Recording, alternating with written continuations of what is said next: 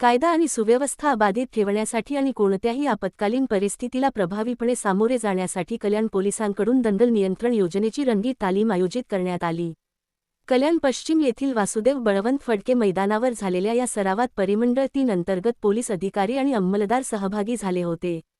अपर police आयुक्त पूर्व प्रादेशिक विभाग संजय जाधव साहेब यांच्या आदेशानुसार घेण्यात आलेल्या या रंगीत तालीममध्ये दंगल परिस्थितीवर नियंत्रण मिळवणे, गर्दी व्यवस्थापन, आपत्कालीन प्रतिसाद आणि पोलीस पथकांमधील समन्वय याचा सराव करण्यात आला। यावेळी पोलीस उपायुक्त परिमंडळ 3 कल्याण अतुल झेंडे तसेच सहाय्यक पोलीस आयुक्त कल्याण विभाग अशोक होनमाने उपस्थित होते।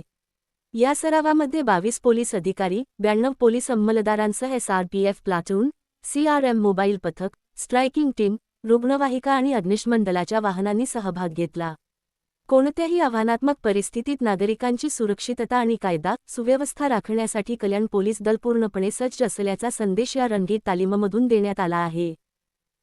ज्या वेळेला कायदा आणि सुव्यवस्थेचे मोठे प्रश्न निर्माण होतात, दोन गट समोर येतात, एकमेकाच्या मोठ्या प्रमाणावरती काही लॉ अँड ऑर्डर सिच्युएशन होते, मॉब जमतात, अशा वेळेला ह्या लोकांना आणि ते कुठल्याही प्रकारे ऐकत नाहीत, त्यावेळेला त्यांना डिस्पर्स करण्यासाठी एक मॉब डिस्पर्सल ड्रिल हे आमच्याकडं प्रिस्क्राईब्ड आहे आणि याची प्रॅक्टिस सर्व आमच्या पोलीस अधिकाऱ्यांना आणि कर्मचाऱ्यांना असली पाहिजे।